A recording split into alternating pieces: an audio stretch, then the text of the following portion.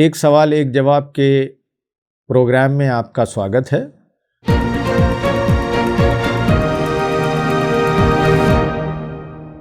آج ہم اس وشے پہ بات کرنا چاہیں گے پروفیسر اعجاز اسلم صاحب سے، جو اسلامک اسکالر ہیں۔ آپ انگریزی کے پروفیسر تھے۔ سماج میں ایک مس انڈرسٹینڈنگ اور غلط فہمی یہ پھیلائی جاتی ہے کہ مسلمان مہیلاؤں پر یہ ظلم ہے کہ انہیں برقع پہننے کے لیے مجبور کیا جاتا ہے۔ برقع کیوں پہنے؟ کیا برقع پہننا ظلم ہے؟ اس طرح کی باتیں کھڑا کی جاتی ہیں اور سماج کو اس میں الجھایا جاتا ہے۔ آئیے اعجاز صاحب سے جانیں گے کہ برقعے کی حقیقت کیا ہے۔ اس پرشن کو سن کر مجھے ہنسی آتی ہے کہ مسلمان مہیلاؤں کو زبردستی برقع کیوں پہناتے ہیں۔ دیکھیے، اسلام موڈسٹی، شرم و حیا، نمرتا، اس کی شکشا دیتا ہے۔ قرآن میں آتا ہے، ہے نبی، آپ جو مسلمان پرش ہیں ان سے کہیے کہ اپنی آنکھوں کو جھکا کے رکھیں، گھوریں نہیں، اور نرلجتا نہیں دکھائیں، بے شرمی نہیں کریں، اور اپنی شرم و حیا اس کی رکشا کریں، کوئی برا کام نہیں کہ غلط کام نہیں کریں۔ اور ہے نبی، مسلمان جو مہیلائیں ہیں ان سے بھی کہیے کہ وہ بھی اپنی نگاہیں جھکا کے رکھیں۔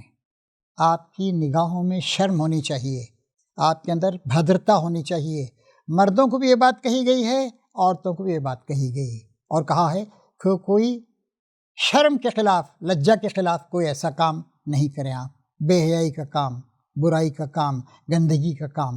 اور جو فتنہ اور خرابی شروع ہوتی ہے وہ سب سے پہلے نگاہوں سے شروع ہوتی ہے۔ دیکھیے، یہ بات بھی ہمیں سمجھنی چاہیے، مرد کو دنیا بھر کے بہت سارے کام کرنے پڑتے ہیں۔ عورت ایک ایسا کام کرتی ہے جو مرد نہیں کر سکتا ہے۔ عورت ماں بنتی ہے، عورت کے اندر نرمی ہوتی ہے، عورت کے اندر سندرتا ہوتی ہے، عورت کے اندر زیادہ نمرتا ہوتی ہے، مرد میں بھی ہوتی ہے لیکن عورت میں زیادہ ہوتی ہے۔ اچھا، عورتیں بچوں کو پالتی پوستی ہیں، اپنا خون جگر پلاتی ہیں، پروان چڑھاتی ہیں، اور وہ محبت کا، پریم کا اور سیوا کی ایک مورتی ہوتی ہے، مجسمہ ہوتی ہیں۔ اور عورتیں زیادہ تر گھر میں رہ کر کام کرتی ہیں۔ ہاں، آج کے زمانے میں آفسوں میں بھی کام کرتی ہیں بہت سے، لیکن عورت کی جو نیچرل ذمہ داریاں ہیں وہ گھر میں ہیں۔ تو اسی لیے عورتوں سے کہا گیا ہے کہ اگر ایک عورت گھر سے باہر جائے، اور مرد سے بھی کہا گیا ہے کہ کم سے کم اتنے کپڑے تم کو پہننا ہے، اور عورت سے خاص طور سے کہا گیا ہے کہ تم اپنے سر کو بھی ڈھانک لو، اسکارف پہن لو۔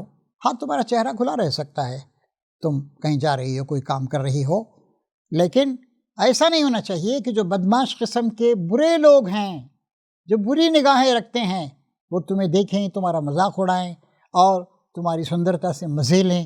آج دیکھیے، ہم اپنے بھارت میں دیکھتے ہیں کتنی اس طرح کی چیزیں ہو رہی ہیں جی، نرلجتا آ گئی ہے، ریپ کے کیسز ہو رہے ہیں۔ 6-8 سال کے بچے کو بھی معلوم ہے کہ ریپ کیا ہے۔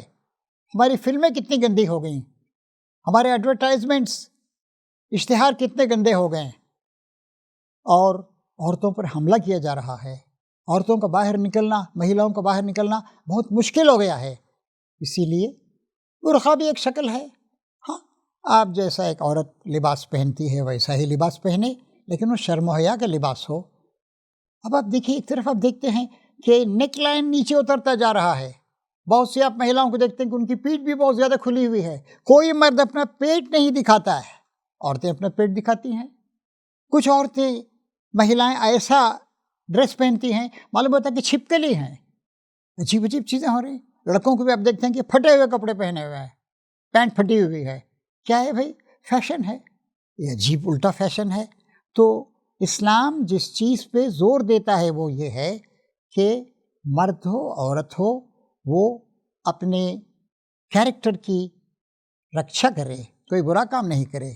اور خاص کر عورتوں کو زیادہ زور دیا گیا کہ مرد پر تو عورت کوئی آکرمن نہیں کرتی ہے، لیکن مرد عورت پر آکرمن کرتے ہیں۔ اسی لیے اس کے سیف رہنے کے لیے ضروری ہے کہ وہ برقع پہنے یا چادر اوڑھ لے یا ایسے کپڑے پہنے جس میں کچھ بہت زیادہ اٹریکشن نہیں ہو۔ تو یہ بات ہے۔